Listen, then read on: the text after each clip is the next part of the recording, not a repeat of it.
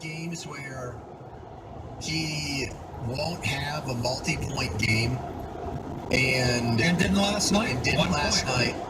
And you still feel like he's a force on every shift.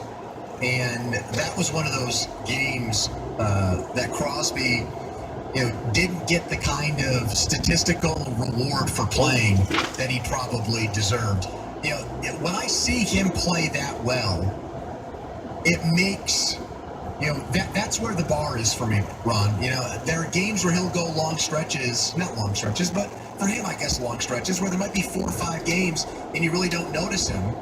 And to me, that's Crosby at maybe his apex last night, where the backhand pass to Sherry, what a move he put on Braun, the defenseman. Just stopped on a dime, spun around. Lost his footing. He went down to the ice. Spun around, kept the puck with one hand, and managed to backhand it perfectly to Sherry.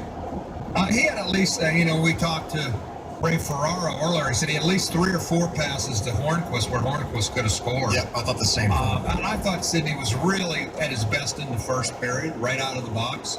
He set the tone for the team in that game, and pretty impressive. Well, I thought he was just outstanding. A lot of times Sidney speaks. He always speaks in very measured terms. He's very calculated when he's talking. He doesn't want to give anybody bulletin board material. He never wants to get too up. He never wants to get too down after games. He said last night that they did a good job of not trying to feel the game out. Not kind of going through the first 10 or 15 minutes, because you could understand that, Ron. When you haven't played a team since December, it's not like the Penguins and Sharks have a history. You can read scouting reports and you can watch them on TV, but it's different getting out there with them. So if they had played the first 10 minutes, both teams to a standstill, a conservative start to the game, that would not have surprised me last night. And he came out flying. He was getting every loose puck. Once he got to it, he wouldn't give it up. No matter how much they pestered him and hit on him, he wouldn't give it up.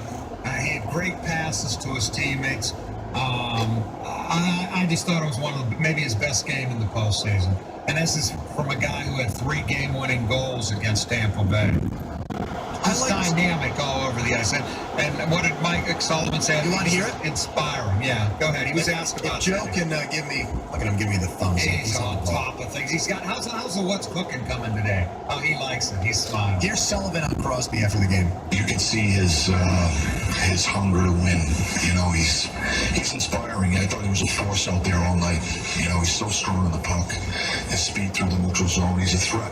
He's, every time he jumps over the boards, we feel like, he's a threat to score, or just a threat as far as putting pressure on our opponent's defense. But you can see he has that twinkle in his eye. I think he knows that we've played extremely hard to get to this point. And when he plays that way, I think he inspires the whole group. Isn't that what a captain's all about? Yeah, in a Stanley Cup final? Hey, all of North America is watching. Canada has no teams, haven't had any teams in this playoffs. Crosby's one of their own. And he's had enormous pressure on him for years, and they're seeing if he can stand up to it. And at least through game 1, he stood up to it very tall, very big. Didn't he look like a player that had gone 7 years without playing in the Stanley Cup final? What's the word? You could see his desire to win, Sullivan said. Let's go to Joe in Greensburg and see what he's got for us. Hey, Joe, how are you? Thanks a lot. I'm in North Huntington now. But listen, this idea of overachieving, I don't believe it. I think the coach is it's up to the coaches with any team to release whatever these guys have. And I think these guys are just fulfilling their own potential, doing as good as they are. And I also want to say about the young people, all this stuff about kids, playing and trying to make them nervous over the whole thing. There was a lot of young people that, DJ went in the invasion and did some serious work. This is just a hockey game.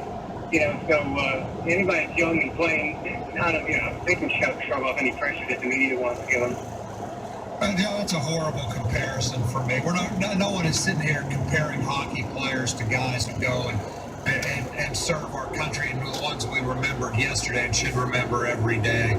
And then no one is trying to compare pressure of that versus pressure. But we're talking in a sporting sense here, and it's very unusual for young guys in a sporting sense, Joe, not in the way you're talking about, to step in and play as well as some of these guys have. I mean, to me, that's just a horrendous comparison, and no one here is at least speculating about that or trying to make that comparison. I mean, I'm not even sure what he, should we not be surprised? Answer that. Should we not be surprised by what Rust, Sherry, and Murray have done in these playoffs? Talking about in a sporting sense here, Joe. Like, I know that all three of those guys who factored into last night's win showed late in the regular season that they were no longer minor league players or no longer prospects. But then to take that strong play and carry it into the playoffs.